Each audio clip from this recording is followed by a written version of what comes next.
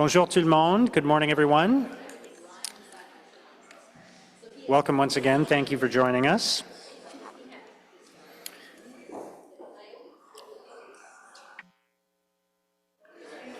As we begin our meeting today, and on behalf of Ottawa City Council, I wish to acknowledge that Ottawa is built on the unceded Anishinaabe-Algonquin territory. The peoples of the Anishinaabe-Algonquin Nation have lived on this territory for millennia. Their culture and presence have nurtured and continue to nurture this land. The City of Ottawa honors the peoples and land of the Anishinaabe-Algonquin Nation and honors all First Nations, Inuit and Métis peoples and their valuable past and present contributions to this land. I'll now ask the committee coordinator to please do the roll call. Councillor Luloff. Present. Councillor Dudas. Easy. Councillor Curry. Here. Councillor Gower. Here. Councillor Tierney. Present. Councillor King. Here. Councillor Leeper. Good morning. Councillor Rockington. Here. Councillor Menard. Here. Councillor Giroux. Here. Vice Chair Kitts. Here. Mayor Sutcliffe. Here. You have quorum, Mr. Mayor. Thank you very much. Are there any declarations of interest? Okay, confirmation of minutes from the December 5th meeting and the joint meeting of Finance and Planning on the 2nd and 3rd of November. Are the minutes confirmed? Okay, moving to item 4.1, the Community Partners Insurance Program. I wanted to start by, I know that Vice Chair Kitts has a motion, but I wanted to start by asking David White to just give an update on the process and how we got to this point. So if you could do that, and then we'll hear from Vice Chair Kitts, and then we'll hear the delegations. Go ahead. Certainly, Mayor. Following the November FinCorp meeting, staff engaged a number of groups. They engaged directly with the Federation of Citizens Associations, given their significant interest in it. There were also sessions held with a number of kind of ward-based community associations, and staff also opened it up, kind of 2 open sessions through a professional facilitator, and had 2 moderated sessions, one afternoon, one evening, to gauge the interest in the community and to explore some of the kind of the fundamental elements of what a revised Community Partners Insurance Program might look like.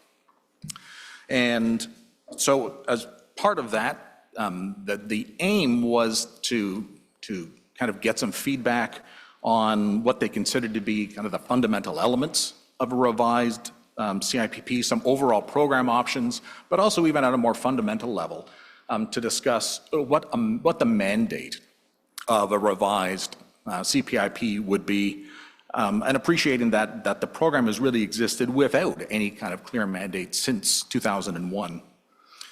And what we kind of gleaned from that, and in terms of program options, like one of the first fundamental questions put to groups was, should the city be providing insurance or should the city be providing funding? Appreciating that recognizes a balance between the convenience to groups of having the city procure and purchase insurance and provide it to them, but balanced against the flexibility of having groups able to kind of design their own insurance package, deductibles and things like that, but also concerns around sustainability, in that the concerns around kind of industry support for the CPIP, given the evolution and kind of the state of the insurance market that we see today, that risk remains, and that's still an issue. And what came out of that was a clear preference that given the sophistication of the city, given the city's perceived buying power in terms of procuring and sourcing insurance, and the convenience of identifying what an appropriate package would be, groups expressed a clear preference that the city continue in the same vein of the CPIP as it exists today, that the city procure it, and that the city not look at a funding model where the city would open funding available to groups that through which they could procure their own. In terms of some of the other elements, groups were asked, for example, about mandate. what should the mandate of a revised CPIP be? And again, a clear preference was shown for a program that focused on supporting community groups and operating at the neighborhood level to provide programming, seasonal events to their communities. Certainly, those who attended, and I simply note in that regard, just the level of interest, we had, I think, more than 80 to 100 attendees in each of those sessions. What we heard really was that, the values that sports groups, leisure groups, those other groups that are, some of which are currently caught by the CPIP, tremendous value to the community, but that the existing programs in, for example, the community funding framework, the civic events funding that the city provides, that they would be able to avail themselves of those kinds of programs and that sources of funding, but that the focus really should be on community events at the neighborhood level. And in terms of kind of eligibility criteria, again, it was kind of an open-ended question around what are kind of appropriate buckets or appropriate categories. And I think it's fair to say that there was a kind of a community of interest, for want of a better term, certainly between the city and some of the matters that have been raised and attendees. And I would characterize them kind of in three categories. Kind of as charity, not officially charity, but that they should be operating as not-for-profit organizations, that there were kind of concerns or a recognition that groups should demonstrate legitimacy, and that through good governance practices, through having a democratic elected board, having meetings open to residents. So, those kinds of factors were seen as reasonable and necessary elements of any kind of revised CPIP. And viability, that of course, that they be in good standing with the city. And so I think there was I'd say a general consensus that those were considered reasonable and appropriate. There were concerns expressed if the city, for example, was going to require incorporation, that was unduly onerous or burdensome on groups who were focused more on not issues of governance, but on delivering events at the community level.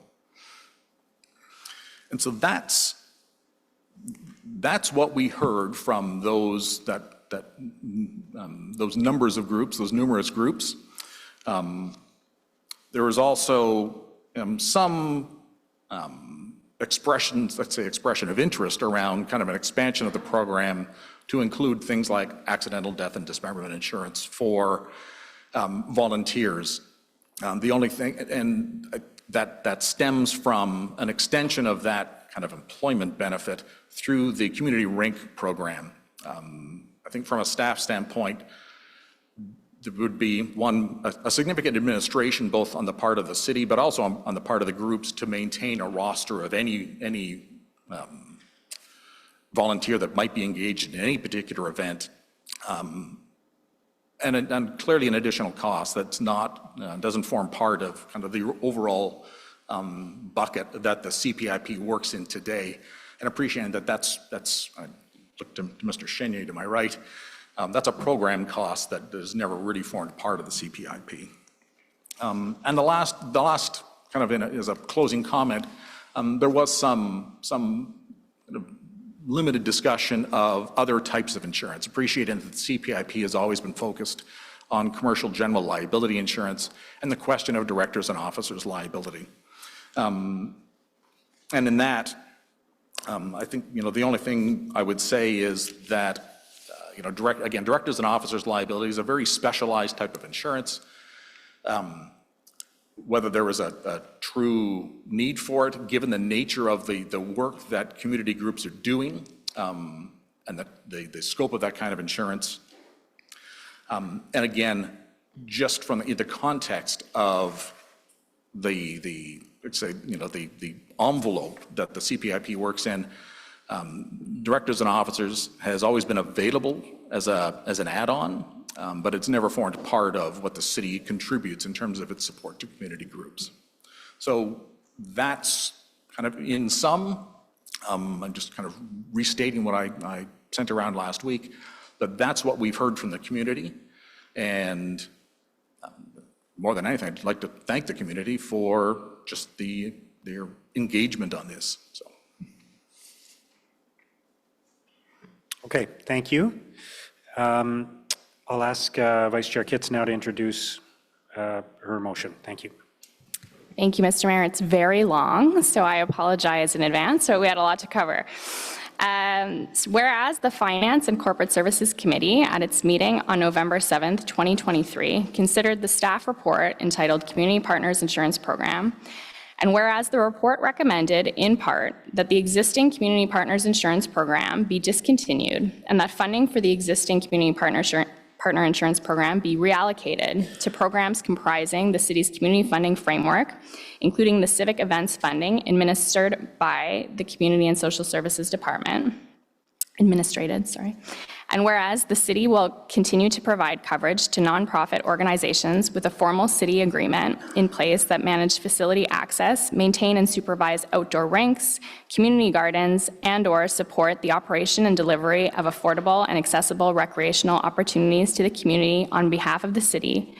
And whereas the recommendations contained in the report sought to address concerns raised regarding the two-tiered nature of the existing CPIP, in which a limited group of community organizations receive city-paid commercial and general liability insurance, while others are required to fund their own premiums and to respond to the committee's direction issued at its September 5th, 2023 meeting. And whereas the committee voted to defer consideration of the report so that staff could undertake more consultation with community groups potentially affected by the proposed changes to the CPIP. And whereas a number of engagement sessions have since been held with affected community groups in which they were provided with an opportunity to express their views on what the appropriate structure and objective of the CPIP should be, as well as on what types of eligibility criteria would be considered reasonable that would meet the city's interest in ensuring the groups participating in a revised CPIP meet the intent to provide municipal support to community neighborhood animation and programming, and which would not be unduly onerous for the volunteers supporting these community groups or staff administering the program. And whereas most participants in the engagement sessions expressed a clear preference for a CPIP that would support community groups that organize, host, and deliver community events open to the general public at the neighborhood level by providing city-sourced and paid CGL insurance, and whereas there was a clear consensus that the city should establish eligibility criteria that would ensure groups follow certain minimum governance standards, including such things as having a democratically elected board, having bylaws or a constitution, preparing annual financial statements, and hosting an annual general meeting open to residents. And whereas the need to establish the terms of a new CPIP, including definitions of qualifying groups, reasonable eligibility criteria, and an application process means that a revised CPIP may not be ready for implementation prior to the renewal date for the 2024-2025 term. And whereas some groups participating in the current CPIP may not be eligible for the new CPIP and will need time to secure their own insurance and to identify sources of financial support, including through the city's community funding framework. And whereas the implementation of a revised CPIP should not impose an additional burden on taxpayers, and whereas the possibility that the insurance industry might in the future decline to offer the insurance necessary to support the CPIP remains a concern, and that groups relying on city support for their insurance needs should not be continuously at risk due to the possibility of cancellation of the CPIP. Therefore, be it resolved that staff be directed to implement a revised CPIP based on the following. The city will continue to procure commercial general liability insurance on behalf of groups eligible to participate in the program. The program will be directed at supporting traditional community associations groups whose primary mandate is representing a neighborhood on a broad range of civic matters, and that is recognized for organizing, hosting, and the direct delivery of community events, activities, and programs open to the general public at the neighborhood level. That the definition of neighborhoods be informed by the Ottawa Neighborhood Study, as well as available community resources, association constitutions, and other community resources that can validate community representation.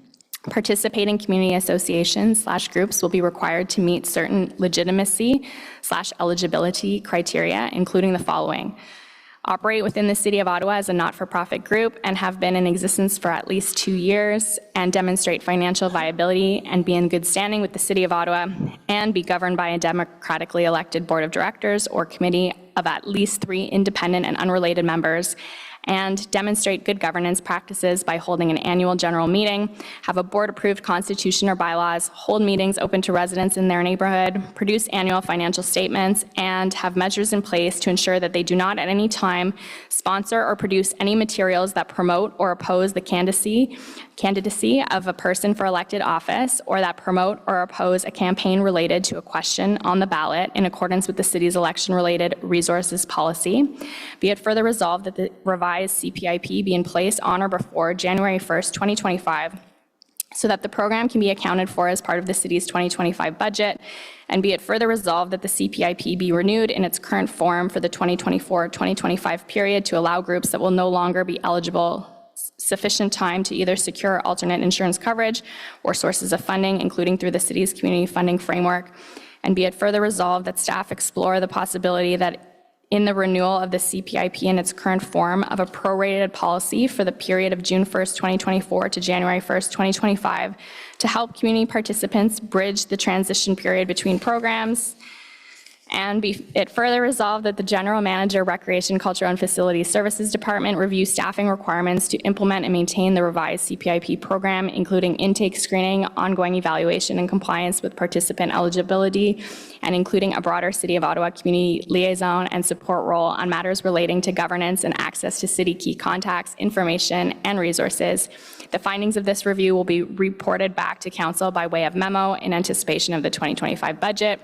And be it further resolved that in the event that staff are unable to procure the insurance necessary to support the program, the funding dedicated to the CPIP be reallocated to a separate community insurance support funding program within the community funding framework available to fund or reimburse third-party liability insurance to the same category of community associations/groups, and based on the same legitimacy eligibility criteria as the CPIP. And finally, be it further resolved, staff conduct a comprehensive review as outlined in point 3 of the report before January 1st, 2025 of the terms of the city's civic events funding and similar community engagement programs on contractual service delivery agreements to minimize the city-imposed insurance burden on community organizations without exposing the city to unreasonable risk. Okay. I think that's some kind of record. I had that in Jeez. about 6 minutes and 50 seconds. Oh my gosh. Yeah, okay. Yes. Yeah. Do you want to speak to that? Sure. I'm sure no one wants to hear me speak further, but I'll very quickly. So I was elected on October 5th, 2020, and the first email I got alerting me to this issue was November 27th, 2020. So I've been working on this for a long time. I know many people have, and it took a while, probably too long. But I do think what's in front of us is a very good compromise that balances concerns of community associations with the feasibility and longevity of the program, and really strives to make it more equitable. In wards like mine, we have community associations that were grandfathered because they were pre-amalgamation and were receiving this coverage, and community associations that were not. And so what I brought forward in November was sort of a very rough draft, striving to create a criteria for which we could define community associations. And I think we've landed in a better place here. So there was a number of councillors that have been engaged on this. I think, it proves how much we care about this issue. Councillor Johnson, thank you for your help with this. But there was many that provided input and feedback. And I think we did our jobs on this one. We said we need better community consultation, and that's what we got, over 100 participants and really meaningful input that informed what's in front of us today. So, I came with my boxing gloves on to the last meeting, but I want to thank staff. I want to thank David White, Dan Chenier, Wendy Stephenson, and I have to thank Heather in my office, who's been working on this as long as I have, and her input was instrumental in this final version. But most of all, I want to thank the volunteers of these community associations for all the work that you do, and I hope that this motion and how invested your councillors have been in it demonstrates how valued you are, and that we really appreciate the programming you deliver in your communities and everything you do to make your neighborhoods better. So thanks very much, Mr. Mayor. Thank you, Vice Chair Kitts. Let's turn to the delegations now. And first on the list is Alex Cullen from the Federation of Citizens Associations. Thank you, Mr. Mayor, and thank you, members of council, for this opportunity. I think I've been engaged in this issue now before committee of council for some 2 years. I think this is my 5th or 6th presentation before a committee on this issue. And I can tell you that I believe we're making progress. It's not a perfect motion that we have here, but it's a step forward. I want to start off by thanking staff for the 2 public consultation sessions they did on January 17 and January 25. January 17 was a daytime meeting, attracted 140 participants. January 25 was an evening meeting that attracted 52 participants. I think the review that Mr. White gave was a very good one. I understood he did produce a memo to all members of council relaying what happened at those things. It's unfortunate that that was not shared with the participants. That would have been a very helpful, useful thing to do, but it was not. And I would say in future, when you have what we heard reports, that they are circulated. Secondly, we have the motion that Councillor Kitts has just run through. It's a 4-page motion with 10 moving parts, 10 different sections under the therefore be it resolved. And that became available to councillors late yesterday afternoon and was not shared with the 160 groups that participated in the consultation process. So this is difficult to make amendments to try and perfect something on the floor of a committee where communities have not seen this. There are elements here that come as a complete surprise. So I'll just go through a couple of things just to finish off. For example, just a small thing, under the eligibility criteria, we had a presentation from city staff on the 17th and the 25th. There was no mention of the requirement for annual financial statements. Now, mind you, at an AGM, they happen as a matter of course. But this comes out of the sky. It's not fatal, but it certainly surprises. The second element is requiring a democratic elected board of governors, yes, directors, absolutely, 3 independent unrelated members. Where does that come from? Why is that there? Why is this being presented without any consultation with the communities that are engaged? Is there a problem here? We're not aware of it. But I think the biggest thing, and one other element before I get to the biggest thing, have measures in place so that at any time they do not sponsor materials, promote or oppose a candidacy. I can tell you that no community, there would be a civil war within a community association should it decide to endorse a candidate. It has not been done. This was not part of the discussion. It's unnecessary, superfluous, and quite frankly, paternalistic. But I can tell you right off the bat, I mean, put it in place, but community associations have to pass a motion is very paternalistic. But the last thing I want to touch on, the most important thing that I think should be removed from this motion is the second last, therefore be it resolved. That's plan B. That says if this all fails, then you're going to go to a system that we've all said we don't want. And I would say to you, you don't need this now. If indeed the city is not able to find the insurance, you want staff to come back with a report and allow the community to comment on it. May I remind you that you have over 200 community rinks getting insurance now, general liability insurance, plus accidental death and dismemberment, plus event insurance when they want to hold a winter carnival. You have 32 community gardens getting general liability insurance. You have, I don't know how many arrangements with field houses with community associations that get general liability. So telling community associations, you know, your problem goes south. What about all the other ones? The city is always going to be able to find insurance. We know there is a market out there, but if there is indeed going to be a problem, let a report come back. Don't put in stone that we're going to try all this stuff, but if it fails, okay, it's done. That is not appropriate. So that item 9, the second last bullet there, should be out of there.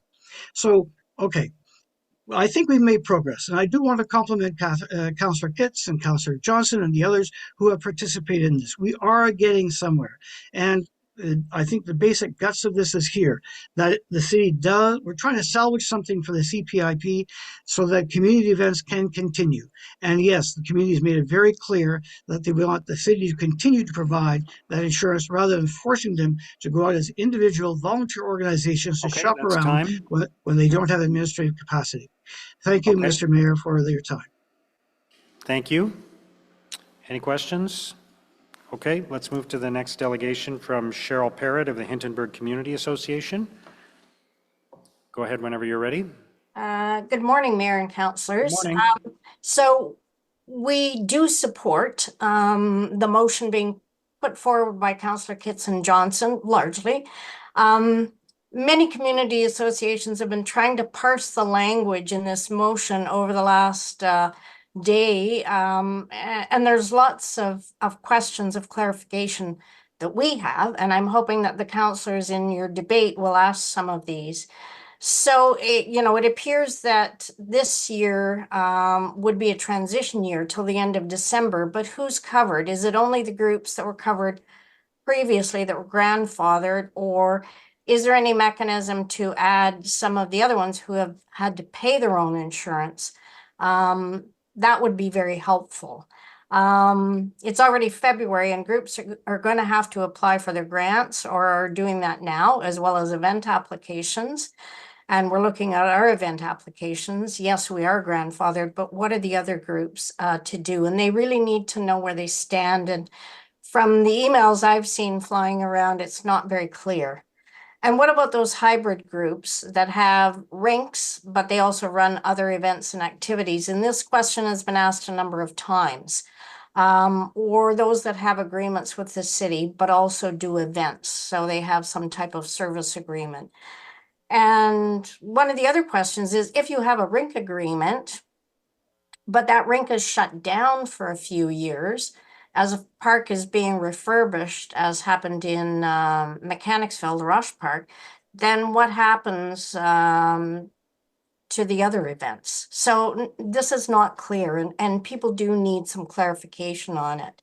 I heard the message about the accidental death and dismemberment for volunteers. It really would be helpful to have. I know that it's administratively difficult the way it's been set up for the rinks, and I would hope in the future it could be looked at as a way to get that improved so that it is available. So the community groups are all really different, and one size doesn't fit all. That's for sure. We all do different things, so the boxes are very difficult. And we hope that you'll debate some of this after the delegations. And just a few comments about the process. Man, it didn't have to be this hard. And we're still unclear on many of the aspects that I've just mentioned. The virtual sessions were very scripted with only certain questions being asked, yet the sentiment from the participants was really pretty clear. And it's been very difficult to engage with staff to have a back and forth to fine tune any of these things and make sure that the different ways that we operate as community associations have been understood. Because we think at the beginning that certainly wasn't clear, and I'm not sure it is now. We all operate so very differently and have different needs. Thank you. I hope you will debate this very thoroughly. Thank you. Thank you very much. Okay, let's move on to the next one. Rosemary McKee from the Crystal Beach Community Association. Go ahead whenever you're ready.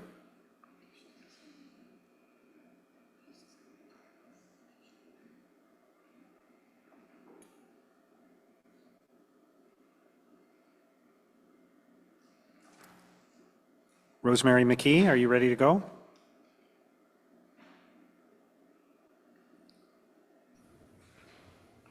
There, can you hear me now? Yes, go ahead. Hi, good afternoon, good morning, Mayor and City Councilors. I'm Rosemary McKee, and I'm on the executive of the Crystal Bay Community Association. We're a small community of about 230 households, and every year we plan and host 4 events for the community. These events are held in the park or at the public river access, and they're all funded by money that we collect from the neighborhood, only $15 per household per year. They're times for neighbors to socialize and to enjoy activities for all ages. And it's time to enjoy good food that the community association provides or as a potluck. Our city councilor, Teresa Kavanaugh, attends all of our events, and she can confirm to you that they're an excellent way to foster community spirit and that it would be a shame to bring them to an end. All of our events are run by volunteers. All of the executive are volunteers. And we don't know how to find insurance for such events. And frankly, we have so many questions. What events would it cover? What events wouldn't it cover? How many people would it cover? Do we need insurance for each executive member who planned the event? How much would it cost? Our budget is really tight. So we're very worried about what will happen if the city won't continue providing insurance for this. We aren't lawyers. We can't afford one. And we don't think we're capable to find insurance that would cover us legally and appropriately. And we don't have the money for it either. So I plead with the city to continue providing insurance for groups like ours. Thank you for listening. Thank you. I see Councillor Kavanaugh has her hand up. Go ahead, Councillor Kavanaugh. Thank you very much, Mr. Mayor. Thank you, Rosemary, for making the time to come out today. I appreciate it. And yes, you do have a lot of activities, and that's what makes communities great, is getting together. Have you looked at the motion, and do you feel that it addresses your concerns or gets in the right direction? Yes, the motion that Councillor Kitts made today is a good one because we are eligible. All of the things that she put in an eligibility list are things that we would pass. So I'm happy if Councillor Kitts, if we continue the insurance the way it is, that would be wonderful news for my group. Yes. Okay. And you have a rink. I should clarify that you have a rink, so that's part of it. Yeah, we have a rink, but that is separate money. It's not the money that you're talking about now for insurance. We were worried about how will we insure our 4 events that we plan. Okay. Yes, one of them is a winter party involving the rink, but the others are not. Okay, thank you very much, Rosemary. It's helpful to have your point of view. Good, and thank you for coming to all of them too. Thanks. Bye-bye. Okay, thank you. We'll move next to Lynn Bankier from the Champlain Park Community Association.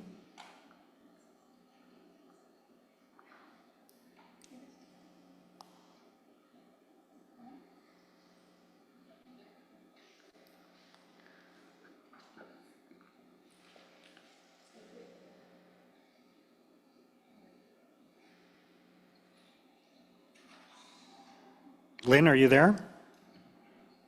Yes, hi, sorry Okay. about that. Yeah, go ahead.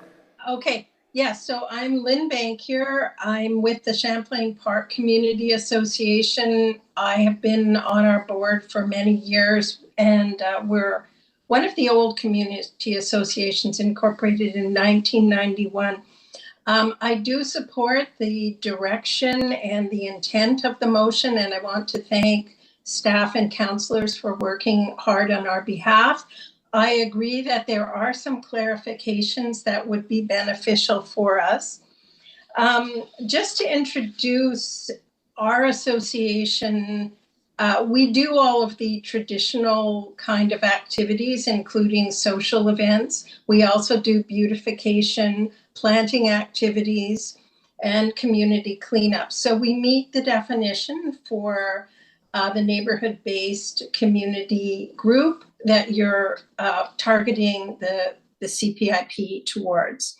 And we've benefited from this insurance for many years, which I, again, am appreciative of. The clarification I did want to seek, however, is how groups that both meet the definition of the traditional neighborhood-based group and also hold contracts or things like, in our case, we do run the rinks, so I know how the transition for the rinks happened this year. away from CPIP into the city's integrated program. We also have a facility management operation for the Champlain Park Fieldhouse, which is currently under CPIP. And we understand the direction is likely to move that also into the integrated program. But what I find is that the motion is unclear with regard to whether groups that have both city operations like the field house and also run traditional activities will have then a separate arrangement for the field house, say in our case, but would also continue to be eligible for the CPIP. I seek this clarification because in the consultation presentation option 1, a bullet was groups providing community services on behalf of the city under contract are provided coverage for all activities, i.e. beyond those in the contract. This statement is not repeated in the motion, but there is a paragraph, the third whereas states, and whereas the city will continue to provide coverage to nonprofit organizations with a formal city agreement in place, for example, facility management. So I just want to confirm the intent is inherent in this motion that groups like ours would continue to be eligible for the CPIP for our non-contracted activities. And that this isn't overlooked. That's the main clarification I seek today. And so I would appreciate that staff address the intent of coverage for kind of dual operation groups such as ours, and B, that it is ensured that the wording of the motion is clear in this regard. So that I would hope someone could speak to that today. And the only other thing, because I don't want to repeat the reasons the groups prefer this option 1 from the slide presentation, I don't want it to be underestimated, the value of city expertise and also the time savings for volunteers to have the city source the insurance and formulate policies. In our case, when we apply for things like the Community Environmental Program grant, I have no problem matching the insurance requirement in those contracts, the city grant contracts, with my insurance policy, because those policies state that the city is an additional insured and provide the correct amount of liability that is required by the contract. So these kinds of matchups between the city policy and the city contracts for grants are important. Thank you. Okay, thank you. Councillor Leeper? Thank you very much, Lynn. Thank you very much for the delegation today. I do intend to ask city staff with respect to sort of those dual operation groups, just to help me be clear with our questions. The Champlain Park Community Association books the field house, and that is an activity that would, we think, continue to be insured. You operate the outdoor rink at Champlain Park, which will continue to be insured. What are the kinds of activities that the Champlain Park Community Association runs where you are concerned that it would not be covered under either the field house or the rink operations? Okay, well, we do a variety of social events. We have a Halloween fun run, a winter carnival that's not on the rink. It's in our field house and park. Those are examples. We've done dedication ceremonies for tree planting in memoriam of one of our leaders who passed away recently. We also do what I would call beautification activities. We participate in the park cleanup under the auspices of the city. We're fortunate to live bordering the NCC properties, and our environment team is very active in planting and improving the properties so that they're an absolute beautiful border that not just our community, but many communities enjoy, because of course people ski along there. They rent our Sorry, Lynn, field if I house. could just Yeah. get you back on Yeah. sort of those activities that are examples Right. of what you would need covered. Is that the, Okay, is that it's the the list then? social and the planting activities. Great. Yeah. Okay, thank you. Okay, thank you, Councillor Leeper. Thank you, Lynn, for your presentation. We'll go next to Kate Veyneau from the Community Gardening Network. Go ahead whenever you're ready. Just make sure to turn on your camera and your microphone, please. Hi all, my name is Kate and I'm the Community Gardening Network Coordinator at Just Food. I'm speaking today to highlight the concerns we have with the proposed changes to the Community Partners Insurance Program. Community gardens of all models within the Community Gardening Network have been included in the Free City Insurance Program since 2004, for many years now supported within CPIP. So it's been concerning to us to see that they're not mentioned at all in the report that was attached to today's agenda. We've received verbal confirmation that community gardens should not be affected by the proposed changes. However, without explicit written confirmation that this coverage will continue for all community gardens within the CGN, not just on city stewarded land, but also other public or private lands. And with all the diverse models that we work with, we have to assume the future of community garden insurance coverage is not secure. So because of that, I'd like to reiterate the importance of community gardens and of creating an enabling environment within which to support them.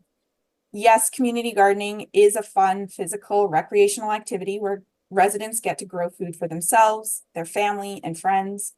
The reality is that community gardens provide so much more. Community gardens provide space for growing food that many residents would not otherwise be able to access. Even small plots can be strategically planted to produce high yields that can have a tangible impact on reducing a rising grocery bill while increasing fresh produce consumption. Community gardens are a gathering place where people can actually learn to grow food and teach their kids, families, and neighbors to grow food, to learn from older generations about the best ways to get the biggest harvests, or to learn from younger folks about new technologies in the gardening world. Food literacy is at the heart of every community garden, where community members can learn and practice skills that have even sent them on a path to larger scale food production. These are the critical skills that we need to be developing locally to build resilient communities. They are also critical skills that cannot develop without having access to land to grow and gain that hands-on experience. Community gardens are spaces to build strength among diverse groups of people, to provide the opportunity to connect outdoors, share resources, problem solve, communicate, collaborate. Again, these are critical skills that are needed for building resilient communities. I'd also like to emphasize the connection between many community gardens and their community associations, which continue to play a pivotal role in starting, supporting, and championing the gardens in their communities. Many community associations have also highlighted and prioritized food security needs in their neighborhoods. Just Food has already facilitated and will continue to facilitate more neighborhood level assessments as an important approach to dealing with community food security.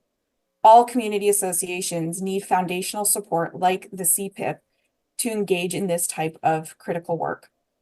As community developers, as city staff, and as city councilors, we are all working to establish these types of opportunities that support residents to strengthen our city. We rely on volunteer community members to take part in the programs and services that we all work so hard to set up and make available. Residents deserve to participate safely and securely. Continuing to include community gardens and community initiatives like community associations and community arenas in a free, fully funded, city-managed insurance program is critical for ensuring this safe and secure participation. It is also critical to ensure this does not become something that competes with already meager funding envelopes at community funding or civic events funding. And we ask that if there is a problem with finding adequate insurance described in this motion, that the 9th point be removed from this motion, and that instead council direct a report be brought back to city and the public for consultation and further consideration. We also ask that councillors ensure that community gardens is explicitly written as included within CPIP coverage for any direction forward that comes out of today's meeting, if it is not newly included in the city's integrated insurance program, as we have not to this date been able to determine from staff where it lies. We thank Councillor Kitts for seeking clarification on this within her motion and ask that this be clarified in order to ensure long-term clarity on inclusion of community garden coverage. Thank you for your time.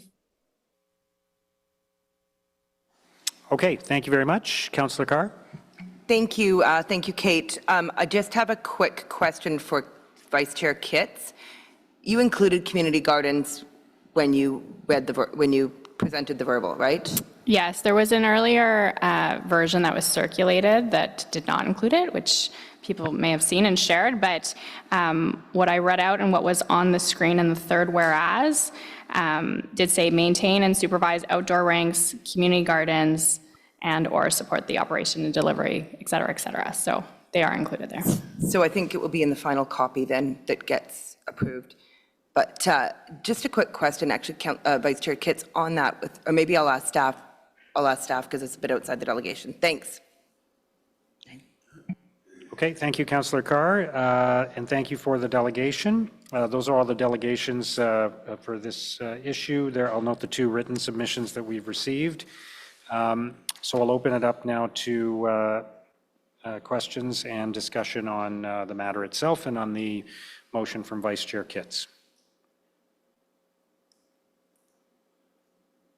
Okay, Councillor Curry. All right, I just need a couple of clarifications, and this first question is really just in case the community is watching this later on, but David White mentioned director and officers insurance, and definitely that's something at our community associations we've talked about. But I just want to further comment, because we've just had this conversation, but I want to just repeat this from David White. Is it really necessary for community associations to also have director and officers insurance? Because this is general liability, but community associations, and they are different in their sophistication, right, to the last delegation or second last delegation. Some have more significant budgets and some have, $400 in their accounts at times. So just a general comment on director and officers insurance, please, from Mr. White. Chair, appreciating that, of course, that I can't offer legal advice outside the confines of my relationship with the city. In terms of directors and officers liability insurance, I think it needs to be understood that it is intended to apply to the actions of directors and officers as directors and officers. It's not an extension of general liability insurance. And so it's generally there, and it can be required for large charitable organizations. It's generally there to insure against issues of financial or fiscal mismanagement and things like that. So it can, just based on my understanding of the community associations that tend to be out there, the nature of their activities are such that they're not in the business of handling the millions of dollars that large charitable groups, United Way, those kinds of organizations, where I would expect to see required directors and officers liability insurance. So I think there's kind of a misunderstanding that it's an extension of commercial general liability. That is super helpful. I think that's the case, and I think some of the community associations have been buying directors and officers insurance and have not needed it. So I think that will have to be clear. This will do it probably for almost all of them. The other comment I want to make is, and I just numbered them myself, but in these sections of this motion, the part that refers to 2025 budget and adding a position in, which is really whereas clause number 5, I think is the key to this entire motion. Honestly, I think that the good that comes from community associations we already have recognized, but with a person at the city that could help them coordinate and give them information for every type of project they want to run, the exponential growth of their impact on communities will be seen. The kinds of questions community associations have where they're looking here, there, and everywhere for help could all be funneled to one person, and the types of projects that they run could be then kept as examples for other community associations if there was someone at the city who could do this work. And those are just a couple of ideas. I mean, I have about 50 other ideas of what this person could do. So I just think this is a very, very important part of this motion. Because yes, we get them all set up so they have their insurance, but then to have a resource at the city for their projects, and then they can share that, I think is the key to this motion. So anyway, I'll be supporting it wholeheartedly. I sent it out to my community associations as soon as it became available from Melinda, and got positive feedback, a couple of questions that I think we've had answered today, but I think overall people are very pleased with this whole process. So thank you very much to everyone involved. Thank you, Councillor Curry. Councillor Gower? Thank you, Chair. The current program costs $234,000 annually. If we expand this to more community associations, do staff have an estimate of what we might expect as a cost for 2025? Chair, at this point, without having been through an application cycle, I would suggest, and there's still some preliminary work to be done to identify, for example, how many neighborhoods there are in the city of Ottawa. I know that there's been reference to the Ottawa Neighborhood Study, but it is something of a blunt instrument in that way, in that it doesn't necessarily represent what I think the community and members understand to be the various neighborhoods. So appreciating that there will be some groups that are added to the program, there will be some that no longer qualify, at least in this component of the program.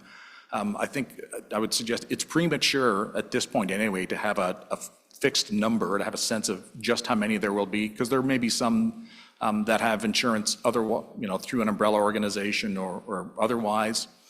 And the other component of that, of course, is going to be just what the insurance market looks like at the time of either the next renewal or the one after that, in terms of what those costs might be. Would it be safe to estimate it's probably in the hundreds of thousands of dollars additional and not millions of dollars? I think that's a fair assumption, in probably more in the tens rather than the hundreds. Okay, well, that gives me more comfort here. And of course, we'll be able to see that amount when we deliberate the budget for 2025. So if all of a sudden there's a larger than expected increase, we could make other decisions or choices. So that's good. Okay, thank you, Chair. Thank you, Councillor Gower. Councillor Brockington? Thank you, Mayor, and good morning. First of all, thank you to Councillor Kitts and Johnson and everyone who's contributed to a much better motion before us. And thanks to the community. This is a grassroots issue that many community associations led, the FCA in particular. And there's a legitimate concern here. Insurance costs have skyrocketed, and it became unaffordable for community associations to offer community events. And I think we all agree that what community associations contribute to our respective wards and across the city is very, very important. And if this passes, we'll actually see more events be hosted, because they've already been compromised to date. When people know they're covered with insurance, they will feel a little more comfortable in offering those events. So I see this as very positive. I have a few questions about the actual motion. The requirement to produce annual financial statements. First of all, I agree there should be criteria. I agree that overall the criteria are fair. There were some criteria in a past motion I had concerns about the number of meetings, a minimum requirement. That's not there, so thank you.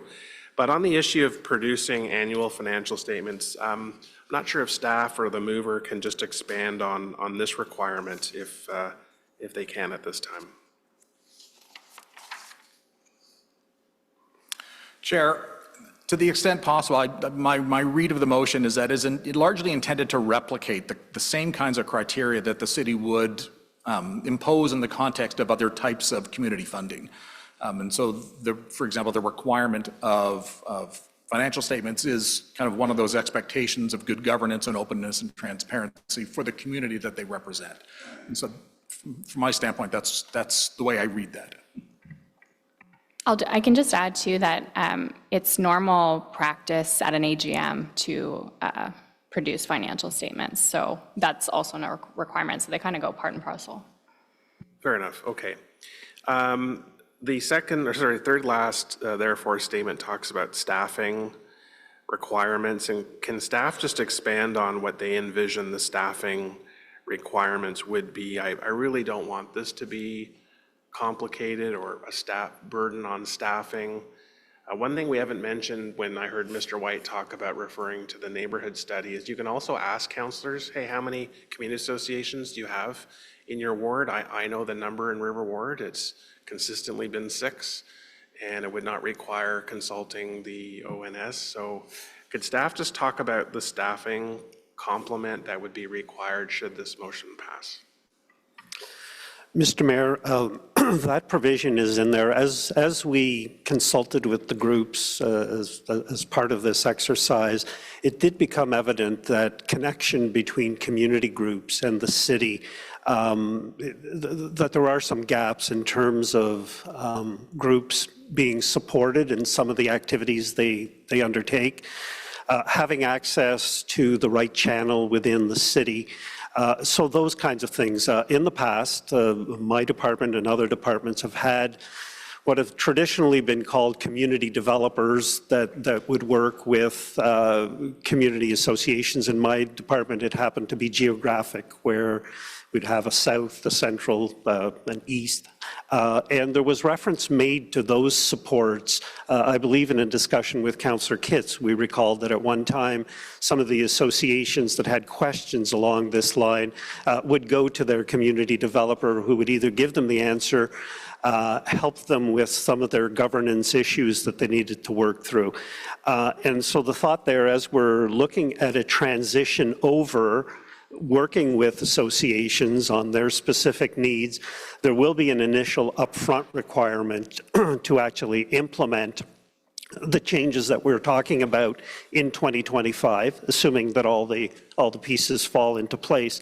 But I think we're also recognize that there is probably as well an ongoing requirement to support these types of groups for a whole variety of things: obtaining park permits, fire permits, understanding the grants that are available to them. So the work that we're planning to do before the 2025 budget is to scope that out in terms of what the actual requirement might be, and to put before council what I think will be a modest request, but a request for resources to help support this work. Okay, I really appreciate that answer and that background. Thank you.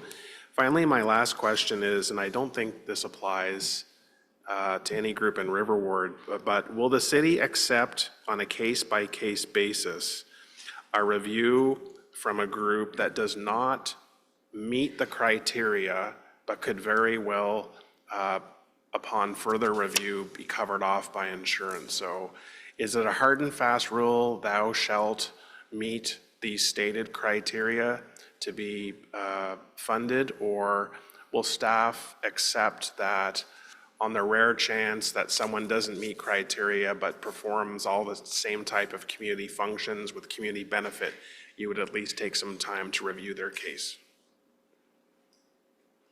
Mr. Mayor, I think the criteria that's laid out today is meant to deal with the groups that are on the list now, but I think also allows some latitude. The department on an ongoing basis has discussions with groups about the services they offer, and discusses the possibility of either a funding agreement that would bring the group into a service provided by the city, or a non-funded, we've heard examples today of groups that manage buildings or groups that provide key access to some of our facilities. There is still opportunity to get into those relationships with groups, and as we do, including them either as part of this package or as part of the same benefits that rink or community garden operators benefit from. Not a full package of insurance, but certainly indemnity for the services that they are providing for the city, on city property, those kinds of things. So there is an opportunity to grow in that direction. Okay, thank you. And just wanted to say I will be supporting this long-awaited but much appreciated motion before us now. Thank you.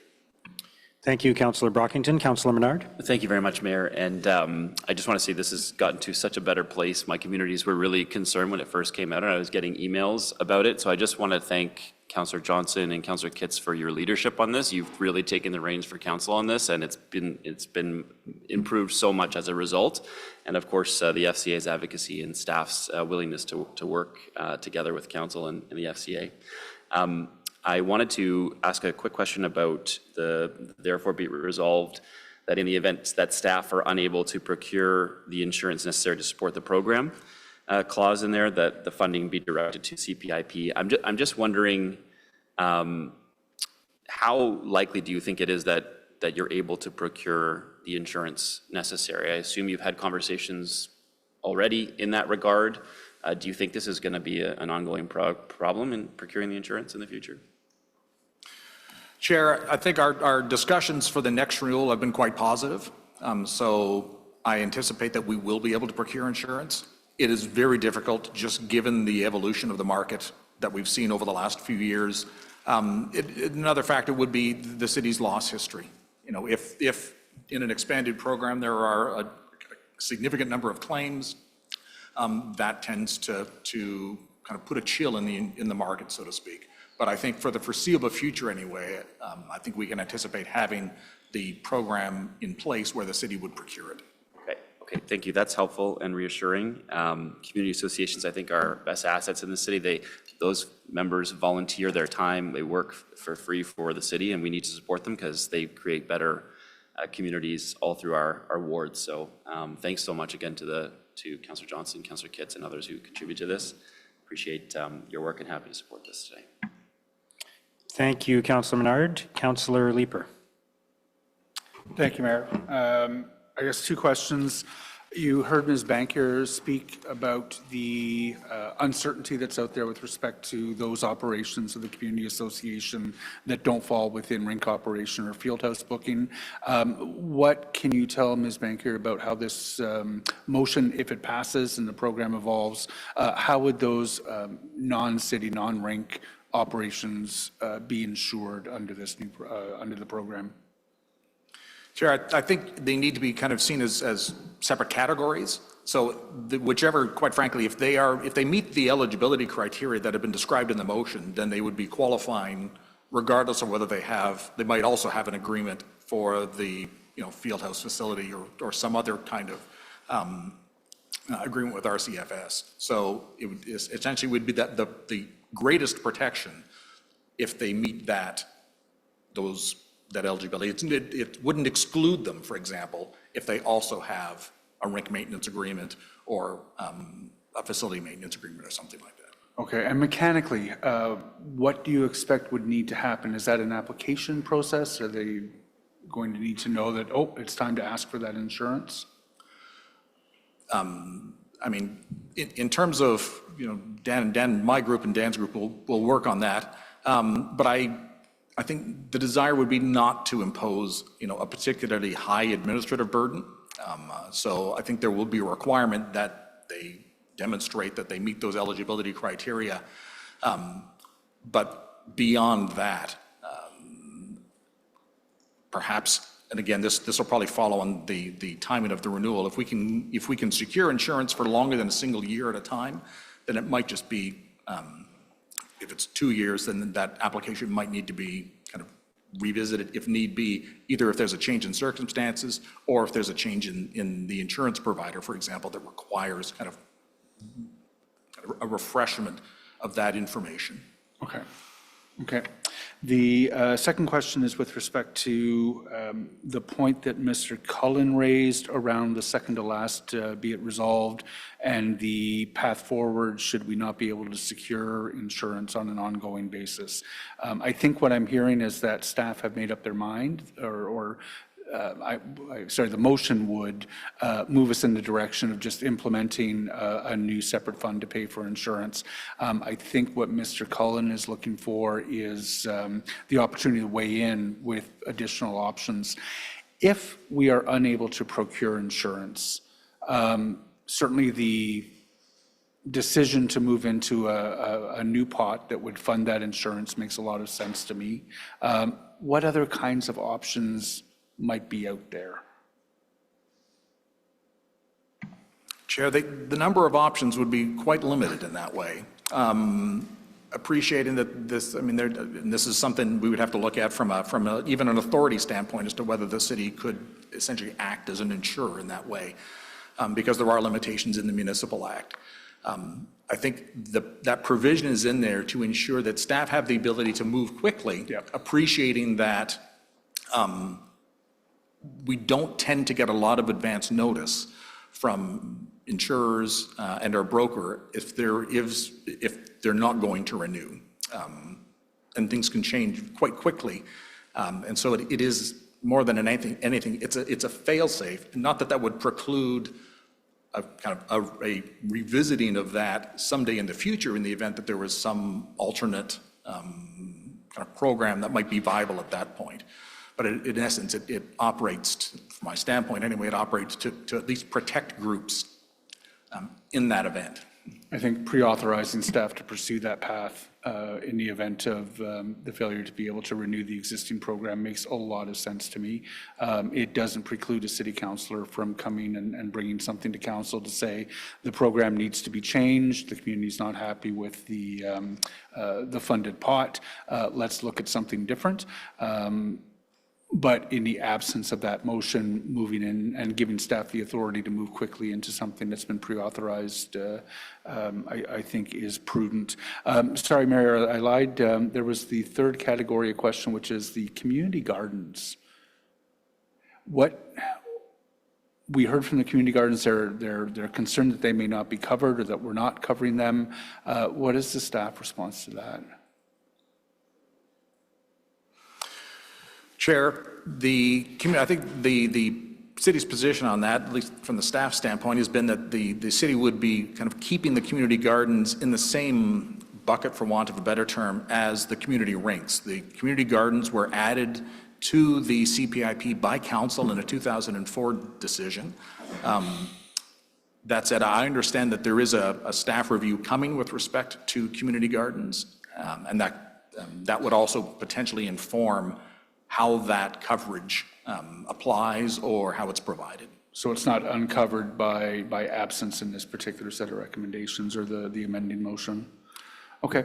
Correct. And certainly if the motion is approved as is, there is that, there essentially is a phase-in any event that they would be covered through the next renewal for 2024 to 2025. That's right. Thank you. Thank you very much to Lane and Catherine for your great work on this. Thank you, Councillor Leeper. Councillor Carr? Thank you very much, Chair, Mr. Mayor. I'll reiterate my thanks to Councillor Kitts, but having the opportunity to share a wall with her in the office, I know that Heather in her office worked extremely hard on this motion, so I just wanted to acknowledge that. As a former community association president for many years, I can certainly attest to the fact of how valuable the insurance provision is, not just in terms of providing social events, but I know in my community associations that we have put hundreds, if not thousands and thousands of hours into removing invasive plants. So, dog strangling vine, buckthorn, garlic mustard, and certainly we don't have the staffing within our forestry group to be undertaking that sort of work. They've replanted it with many, many pollinator gardens, so very much in line with our city goals. Also, I was able to, we started a farmer's market using the community association insurance. Centretown did the same thing. So certainly when we're looking towards having a 15-minute community, I think we can rely heavily on, our volunteers provide so many hours into meeting our city objectives. So my first question is, with what's been laid out in terms of what our requirements are for this insurance, just a question to Mr. Cullen's point. Some of the things that he was asking about, are those not already required under the new community association under ONCA to provide those? Like, for example, AGM financial statements, is that not a requirement under the new ONCA legislation that the Cs have to report to? I confess, Chair, I do not know the answer to that question, but that's something that we can kind of review. As I say, the criteria that exist there really reflect kind of the standard expectations around governance for these types of organizations. Okay, thanks. I think it might be in there, but so just with, one of the requirements is through an AGM, when community associations have an AGM, they do annual reporting on their activities. Is it at all possible that with the new staff person that there can be a way of tracking some of these activities? Like the scope of them are just so large. And I know a lot of the conversation earlier when we were considering this insurance program, there was always the point that no other municipality pays for insurance. But if there was a way to quantify the hours that are actually being put into these initiatives, I'm wondering if that could be a consideration. I know there's lots of considerations what that staff person can do, but I don't know if you want to respond to that or if it's just me generally making a comment again. Chair, the general scope of what you're talking about is exactly what we intend to do, and then that's the work that between now and budget time we will scope out so that there's a good understanding of what resources we need and what that resource is going to give. But tracking and checking in on the groups that are under this program is very much part of this in order to support them, but also in order to receive information and hopefully start to be able to provide data in terms of the return to community, the level of effort that's being put out, all of those things that currently we do for some programs, but not for the general geographic community association work that goes on. And as we all know, that is significant in terms of delivery to community. Excellent, thanks. So would this position also be able to collapse some of the resources that are currently available? As an example, if I want to start a community association, I have to go to the Crime Prevention Ottawa page, which I don't believe Crime Prevention Ottawa even exists anymore. That gives you the outline of how to start a community association and then there's pages within where community associations, where there's a whole list of them, very, very, very out of date in many cases. I know that's responsibility of community associations. And then through planning, we have the opportunity to register for planning applications. So it seems to me, in fact, that we're going to have all these registration requirements, that there's an opportunity to sort of, I know this position is going to be really busy, and I can already sense a budget ask for 2 people next year as opposed to 1, but I just wondered if that's been contemplated at all. Chair, yes. In fact, a lot of the things that you're listing used to exist as a centralized point of service. How many of those we can bring back initially, I think there will be a bump in the workload just to onboard and sort the insurance piece of this out. But medium term, I think we can add to that portfolio of services the whole gamut of things that speak to governance, to channels into the city, best contacts, those kinds of things. All of the things that we know groups are struggling with currently because there's so many doors into the. I didn't mention park permits, Dan, but thank you. And then just my last question with respect to community gardens, which Councillor Leeper just asked a question on. Councillor Kitts and I had put together a motion earlier on that whole community garden review, and we just met with Clara recently, and I know that is going to be a little bit later than expected because it's so comprehensive.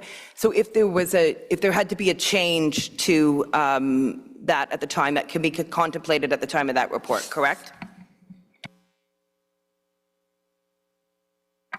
Yes, correct. Okay, great. Thank you very much. Appreciate all the work. Thank you, Mr. Mayor. Thank you, Councillor Carr. Councillor Johnson. Thank you very much, Mr. Mayor, and thank you to Councillor Kitts for your leadership on this issue. I don't have the exact date when it first crossed my desk when I was elected, but it certainly wasn't too long before I was hearing that this was an ongoing concern. And just to peel back, to like peek behind the curtain of this a little bit and to sort of articulate how encouraged I am by the progress we've made since November. For the clause that's being discussed at the table where we're talking about the staffing requirements, when the motion was first written within Councillor Kitts' office, it was really just narrow to, the administration of the CPIP program. And then I took a crack at it and I made it just a little bit more general so that we could start being curious about these other ways that this staff complement could support community associations. And then it went to Wendy Stephenson and she broadened the language even further to make sure that it really could cover off many of the concerns that staff have been hearing about over the last 3-4 months. So I offer this because I think we don't see that happen all the time. Often we do need to be the leaders to take the pen and to perhaps move a vote. But on this issue, even though perhaps the first 2 years of deliberations were 2 years too long, when council gave the direction to staff in November to defer that report that Councillor Dudas moved at this committee, I believe the progress between then and now has been significantly different. And I want to bring this up because I want to encourage us all to pursue this between now and 2025. We all have stories, when Councillor Brockington is describing, what we don't want this to be a burden on staff. That's no doubt true, but also how much of our time within our office is spent trying to support new citizen participation, and how much work do we do to try and point people to the right places. I think we all would be creating some efficiencies across the board if we had the investment up front from city staff. And my impression between November and now is that the city manager has demonstrated that commitment through the work of this motion. And so, I just wanted to offer that.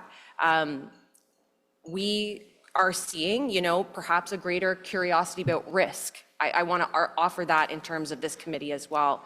Finance and Corporate Services Committee looks at a lot of issues of risk. And here we have a motion that is asking for us to take more risks when it comes to supporting community groups, to absorb more risks. And the City of Ottawa has not traditionally been known to do that.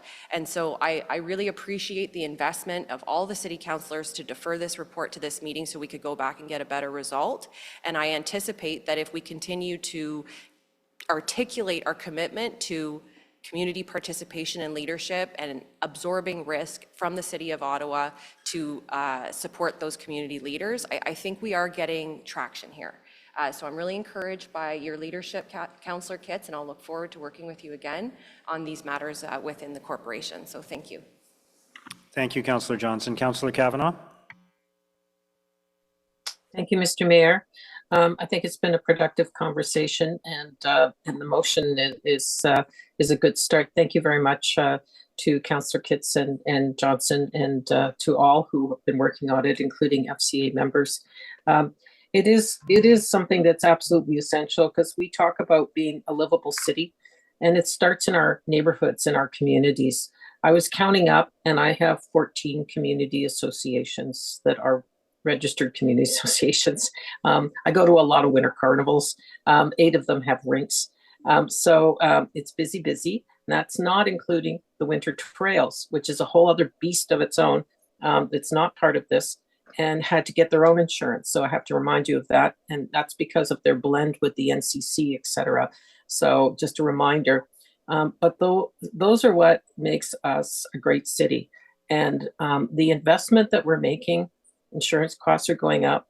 Insurance is a fact of life, but it's absolutely essential and to make us great. And that's where it starts.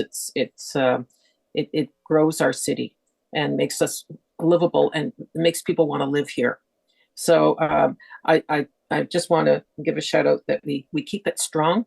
We don't overlook, and the investment is in terms of the growth. I was counting up. I could potentially have 4 more community associations, and we're talking about an inner and outer ward that has that's established.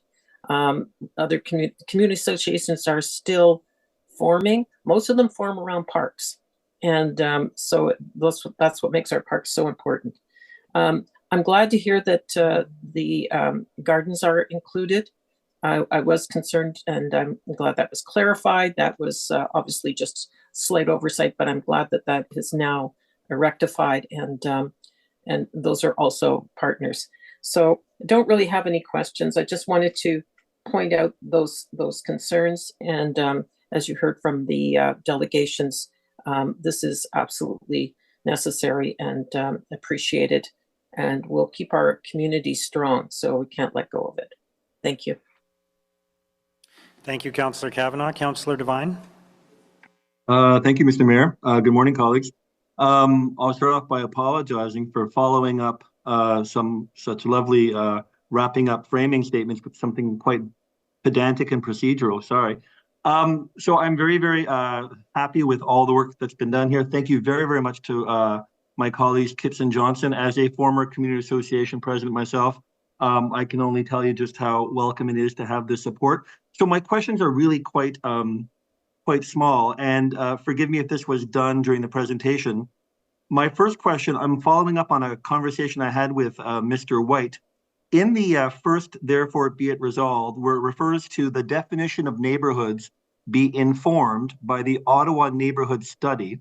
So I took a peek at the map that is linked to the Ottawa Neighborhood Study.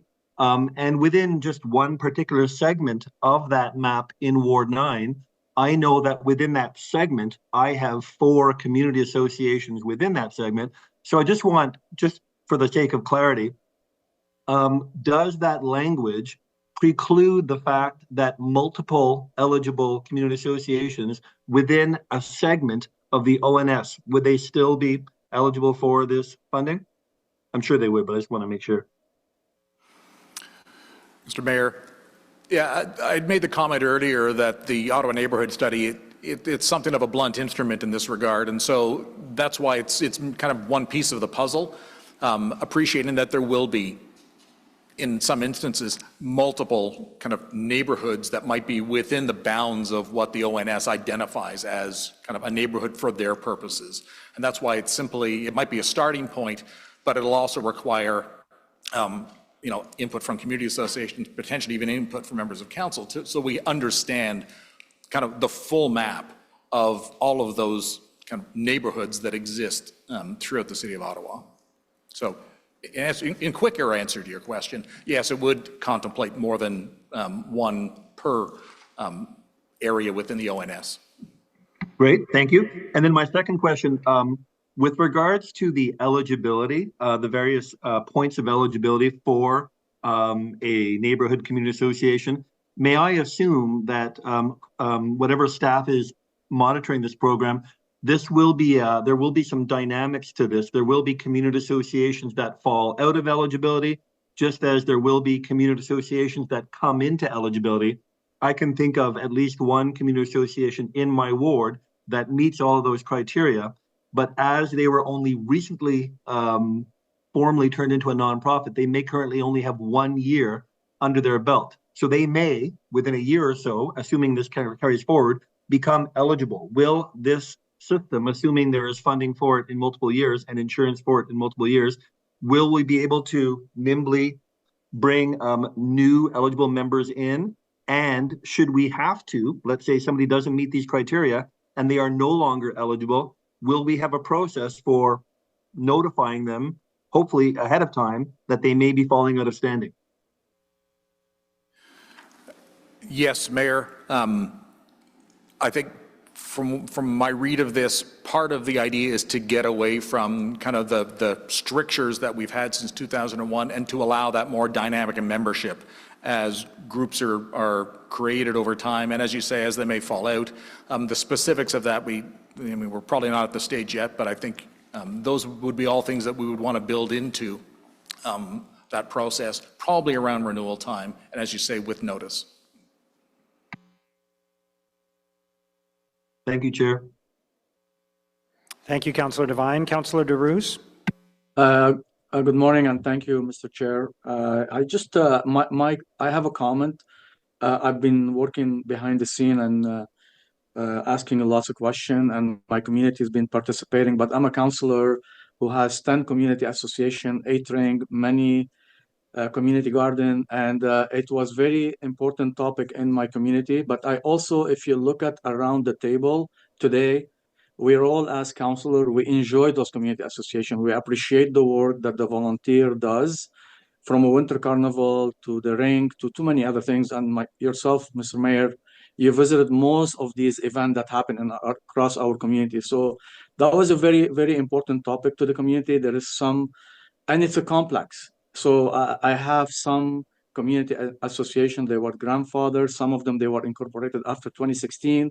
So if you really, one of the delegation mentioned something and said, and her presentation, she said, every community association, small or large, they do different business. And this is a very true, because not every community association run the same. They're all volunteer. It depends on the capacity. It depends on the village, how small, how large, location, and what their interests.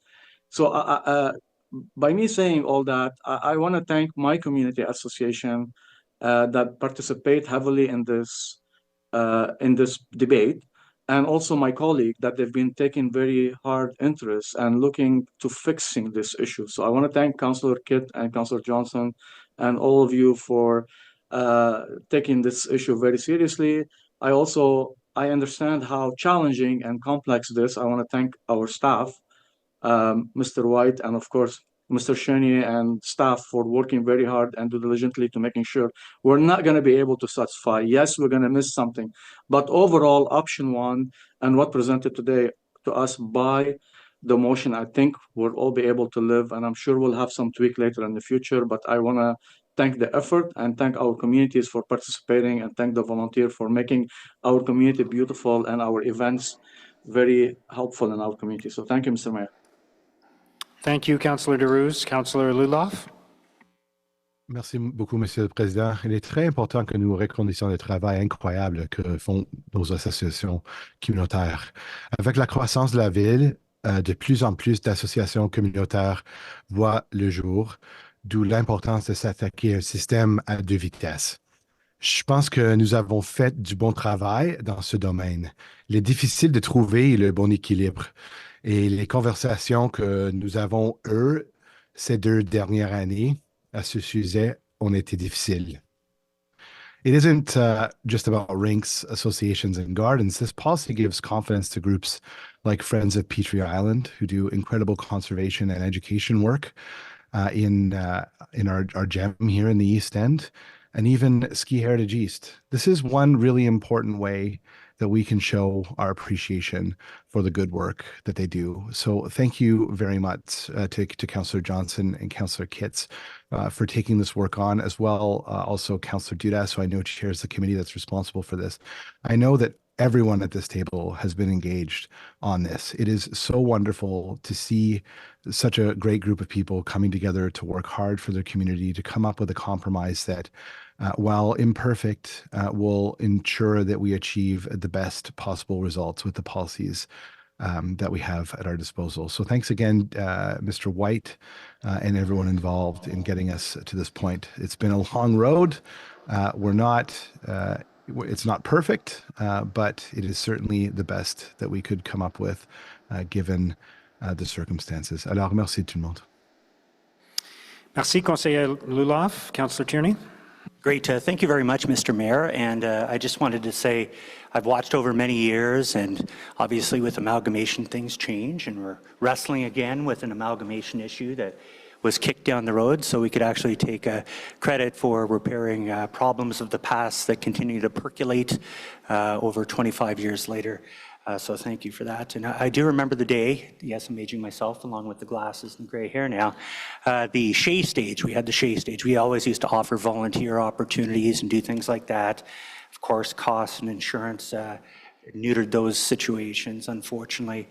Picnic tables and waste bins, other things that we used to provide to really spur on community efforts. And I think since we've seen COVID, people want to get together back again. They want to see each other face to face. Having a turnkey solution, when I got in the office, and before that, I was actually the Beacon Hill North Community Association president.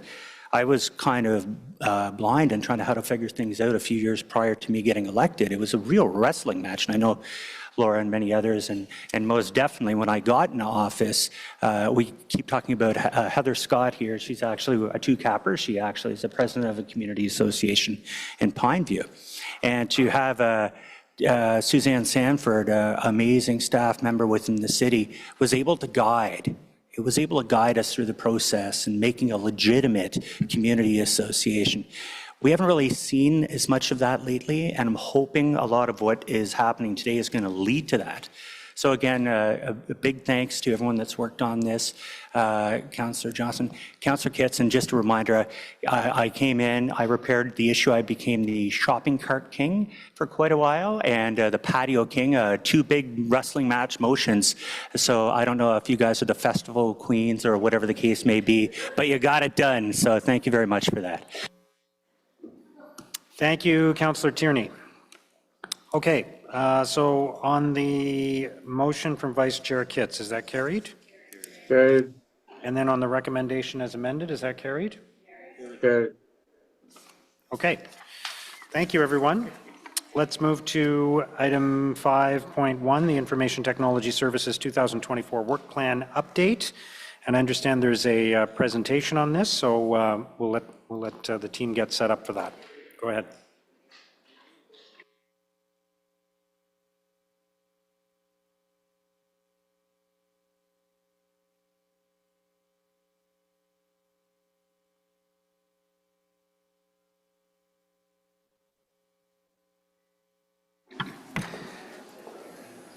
Good morning, Mr. Mayor, members of committee.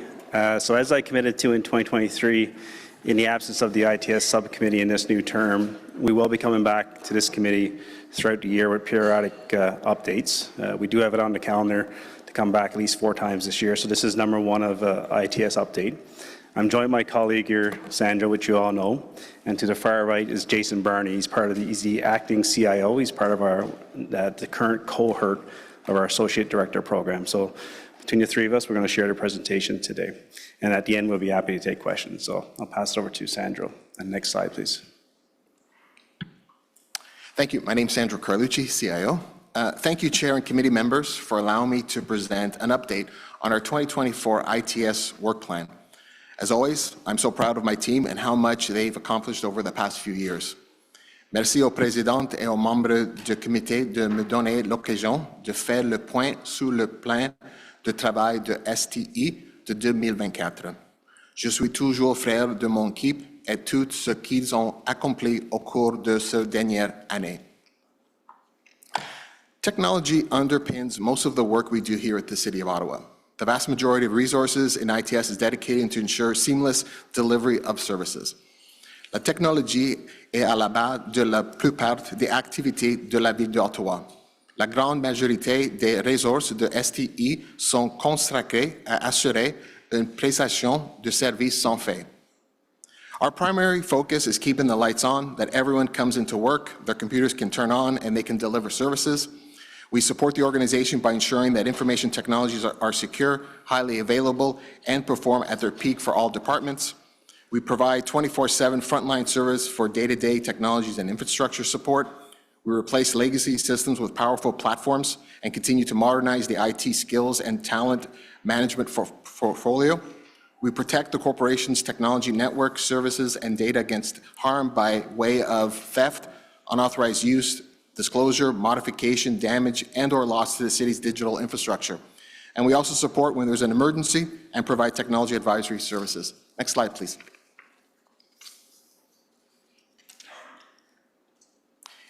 In consultation with internal clients, ITS develops a client-centric, business-first work plan that aligns with the city's and respective departments' strategic priorities and responds to emerging needs.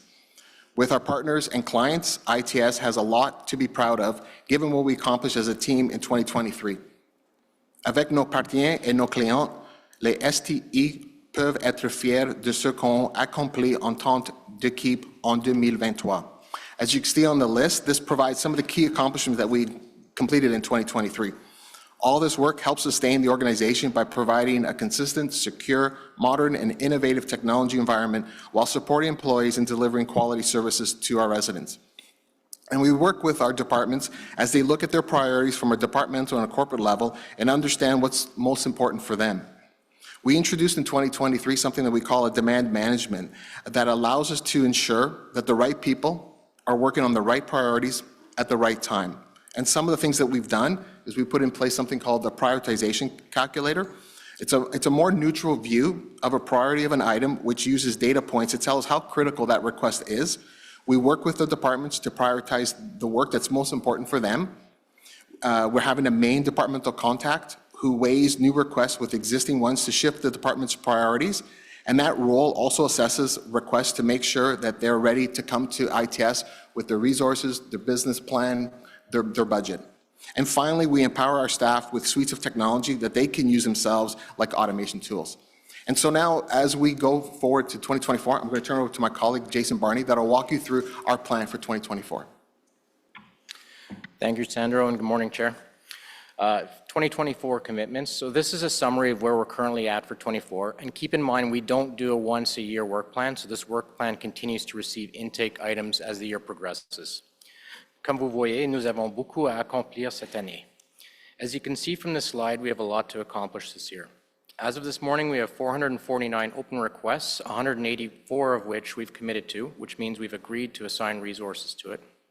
58 others are planned, which means we haven't assigned resources yet, but we don't want to lose sight of them because they've been identified as priorities. Then we have 207 items in our backlog, which means we have not committed resources to them, but they still need to be reviewed. If these numbers seem high, it's because they are. There is a large demand from the departments for IT projects. And although some of these commitments won't take more than a few weeks to complete, the reality is that some of these will get put to the side in favor of emerging priorities.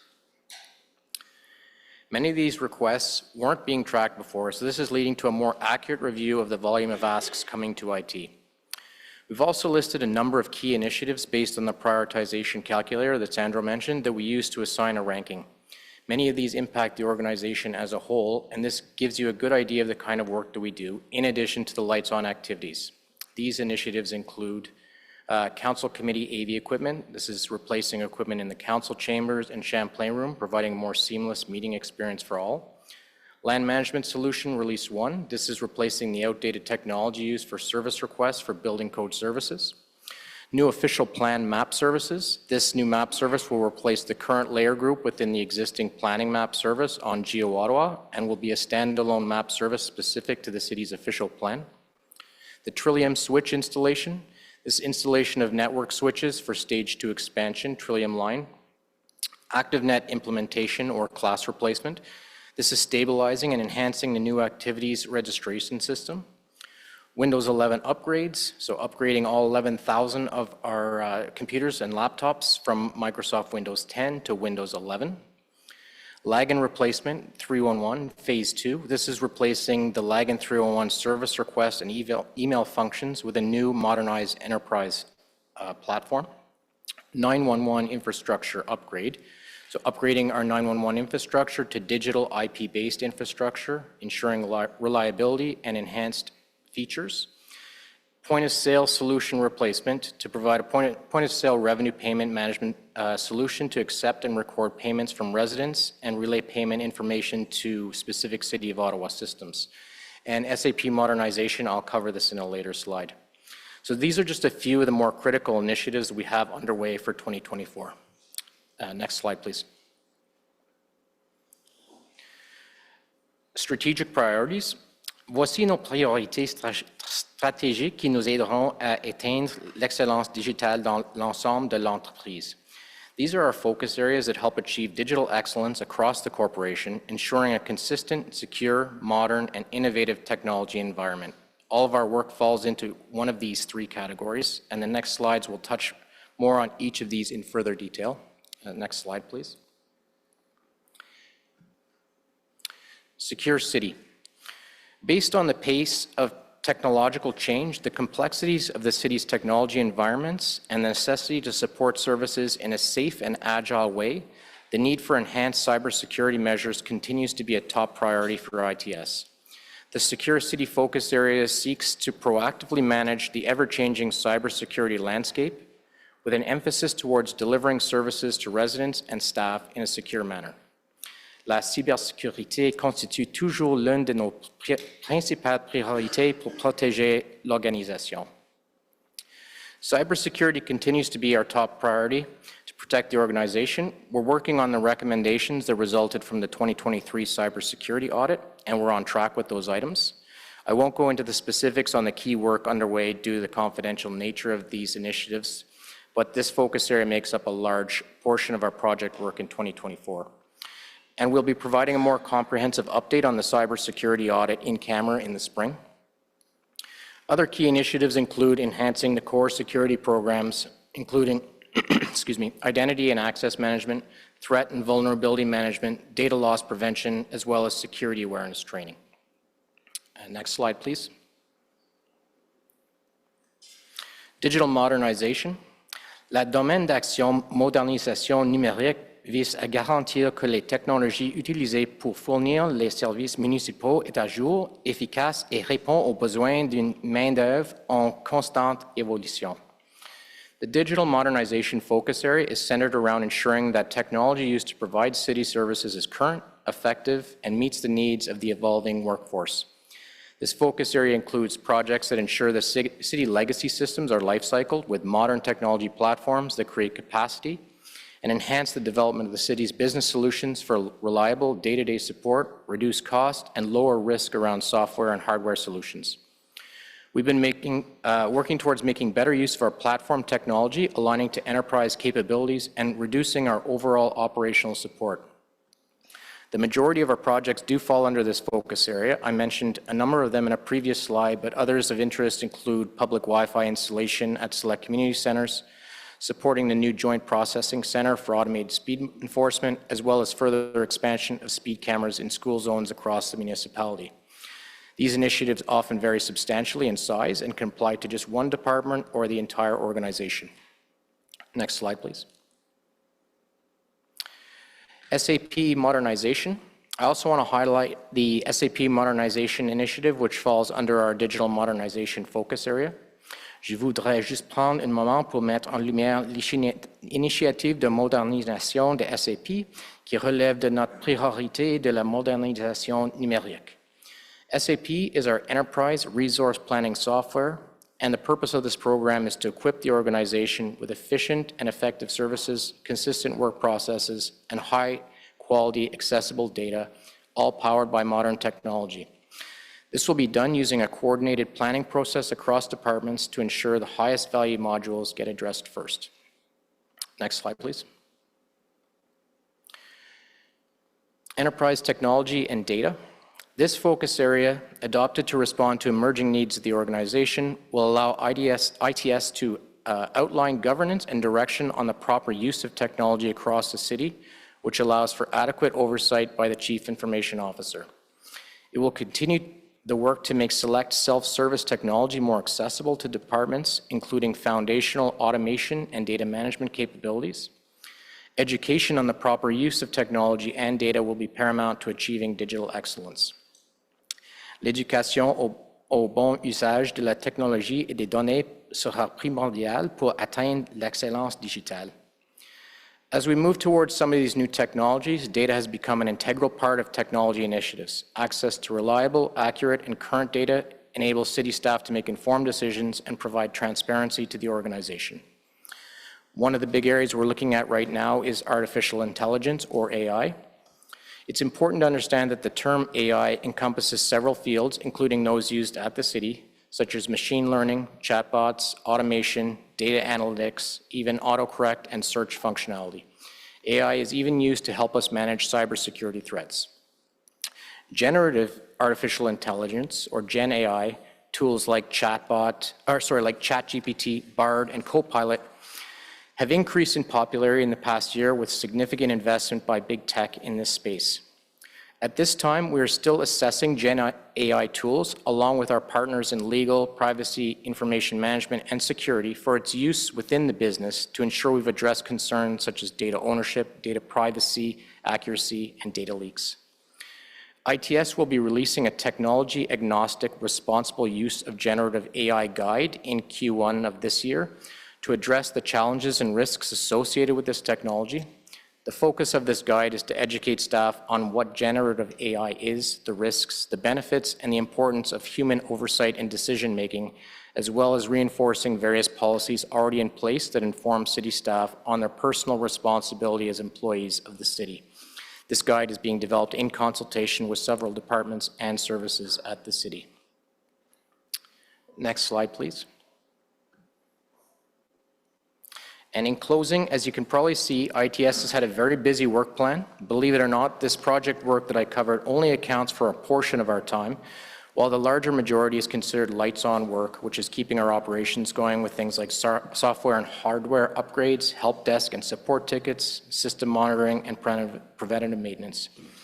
ITS continues to take an agile approach to city technology investments, ensuring flexibility and adaptability, and allowing ITS to pivot and prioritize in response to the most current trends and needs within the organization.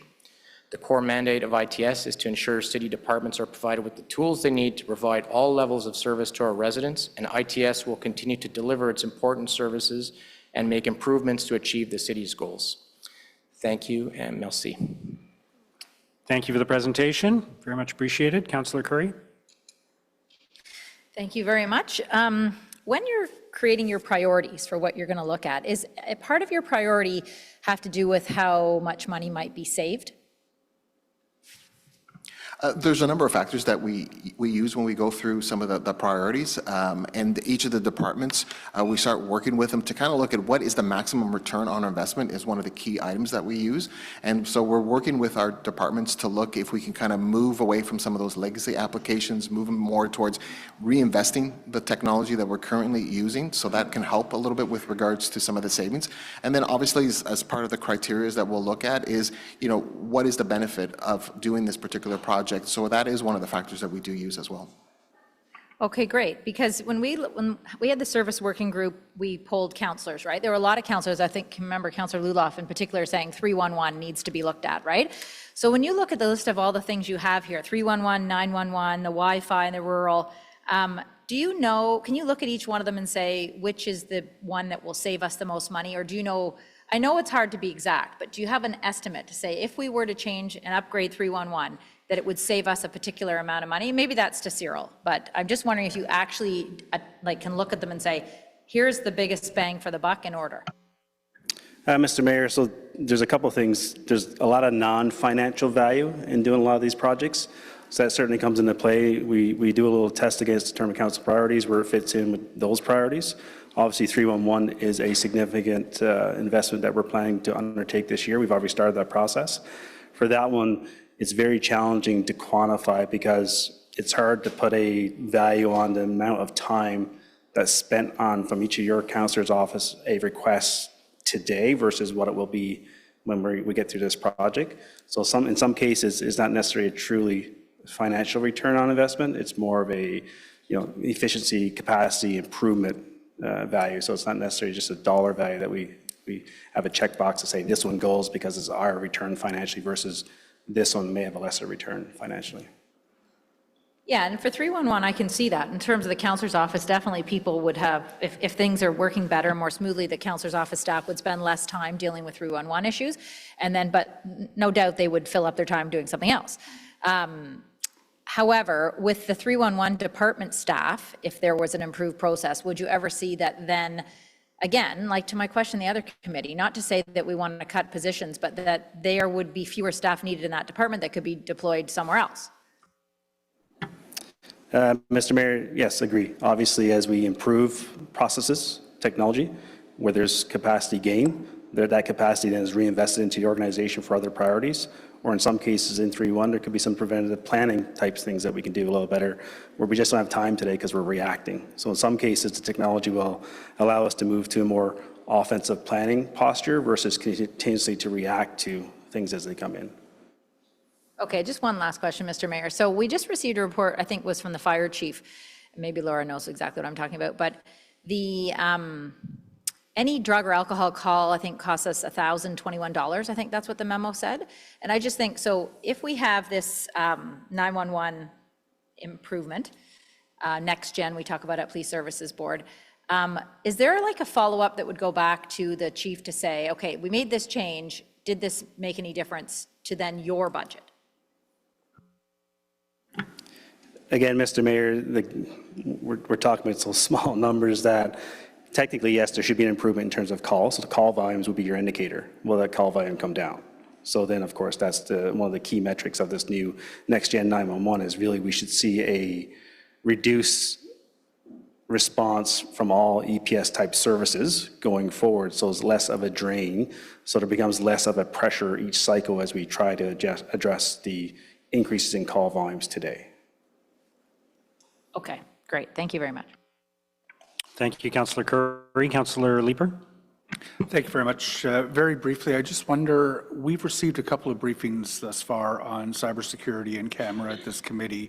Have we settled into an expected pattern of when we receive those? I would love to be getting those quarterly, but do we actually have a schedule for those at this point?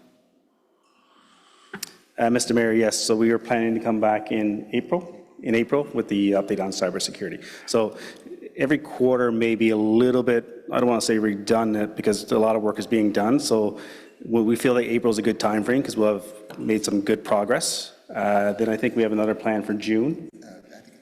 September, sorry. But if we do feel the need to come back sooner, we can. But right now it's April and September on the current calendar. So twice a year. Okay. Okay, let me noodle that. I don't want to lock. And Mr. Mayor, we're always open to conversations if you want to reach out to me or whatever the case may be. Of course. Sorry, second question. The point of sale replacement, what is that? So in our service centers, et cetera, we have point of sale. Are we now going to accept tap or something? What we've currently have was, we have a system that we call GenPay. It was put together predominantly to respond to when COVID happened, where we needed to allow payments to be made that weren't being made at counters. So we have a service already that allows us to do that, but it was done rather quickly. So what we're looking at now is having a more enterprise approach to that point of sale system that allows us to onboard services more quickly without the level of effort that currently needs to happen when we do add another service. So it is just looking to replace that existing system. So if there is another payment that needs to get added, we have that system available to us. And it would be integrated into back-end systems to whatever it needs to end up into. I have to imagine there are a lot of different options, and we're probably just taking a look at which one is going to cost us kind of the least per transaction or whatever. Okay. Thank you, Mayor. Thank you, Councillor Leeper. Councillor Gower? Thank you. Not a question, but just a comment or suggestion. One thing I'd love to see in future IT updates is an articulation of how we are improving the experience for residents and other users at the city. Maybe that's, I don't know, someone who might be applying for a building permit or any other stakeholders that might interact. The replacement or upgrade of 311, clearly there's a resident benefit to that they'll see, or the improvements that we've seen to the registrations. But I think residents have a much higher expectation for digital services. They're used to going to an Apple store or using an app to interact with other organizations, and I think they'd like to see government moving in that direction as well. So when we're getting these updates, I would really like to see how the user experience can be or is improving, or where you see that going in future years to help residents access services as efficiently and quickly as possible. Thanks, Mr. Mayor.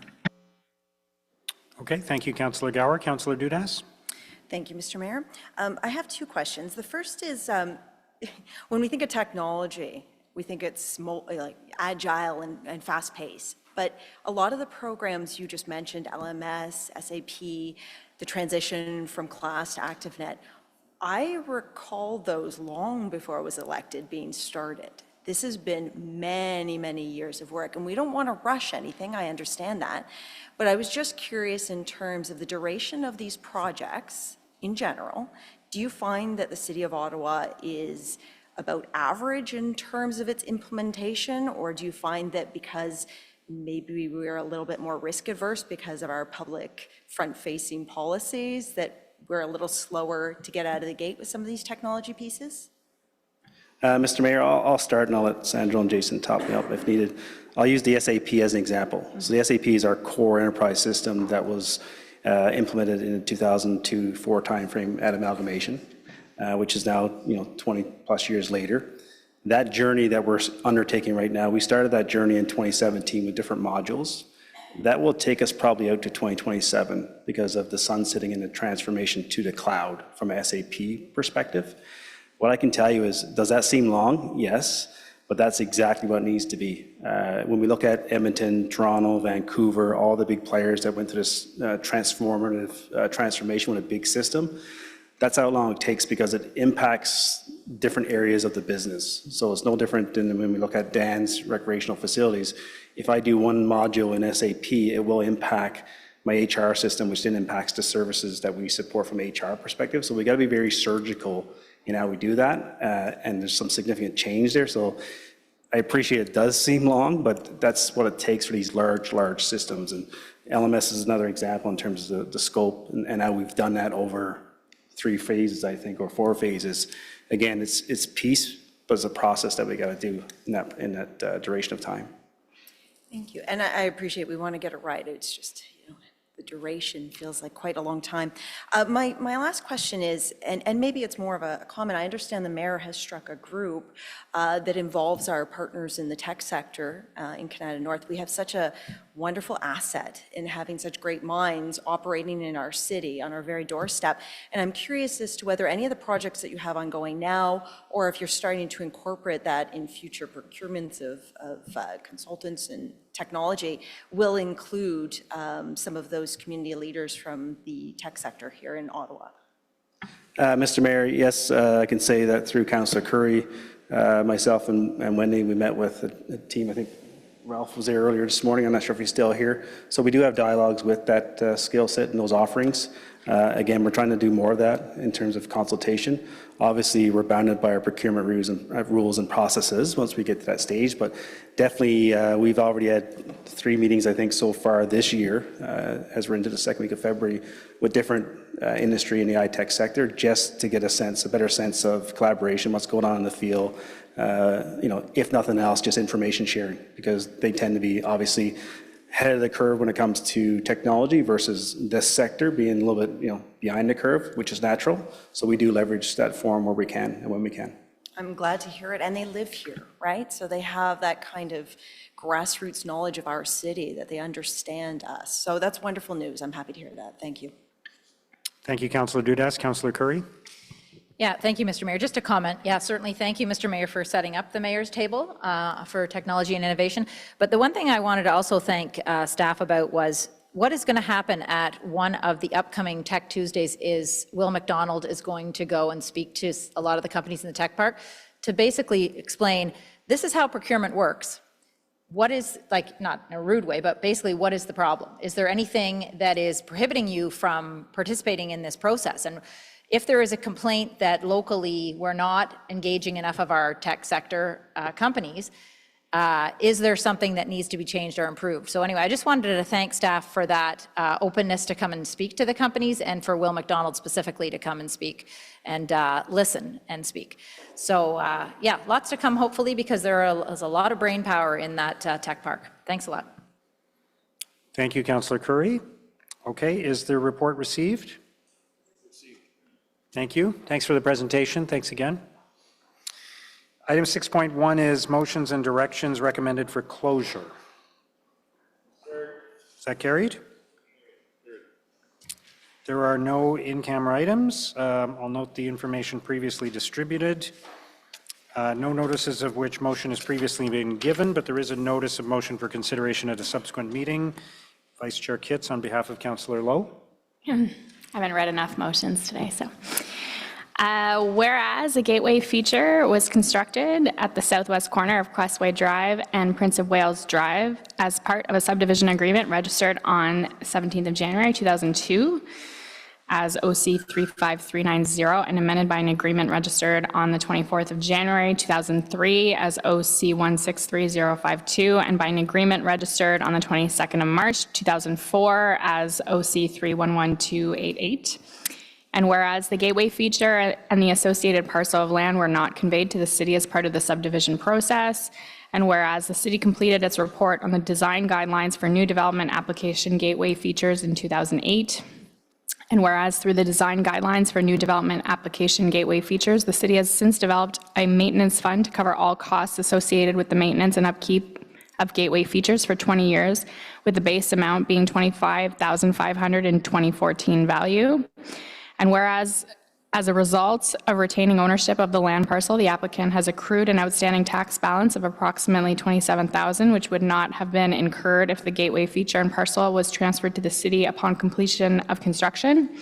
And whereas the applicant has agreed to pay the outstanding tax balance and an additional $10,000 contribution to the gateway feature maintenance fund for a total of approximately $37,000, and whereas the applicant has agreed to address all deficiencies outlined by asset management prior to the transfer of the gateway feature and land, and whereas the $10,000 is sufficient for the removal of the feature at the end of its service life, which is in approximately 30 years, and whereas the applicant has agreed to pay the land transfer tax and harmonized sales tax associated with the land transfer, therefore, be it resolved that as a modification of the subdivision approval, council directs staff to assume the gateway feature and its associated parcel, being parts 1 to 3 on Plan 4R20761, for a nominal value of $1 from 1213225 Ontario Limited and Tamarack Development Corporation, subject to the complete payment of all taxes owing, the contribution of $10,000 to the Gateway Feature Maintenance Fund, and addressing all deficiencies outlined by asset management.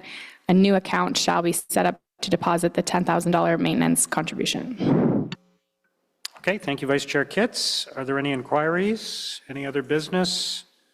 Okay, motion to adjourn? Carried. Thank you.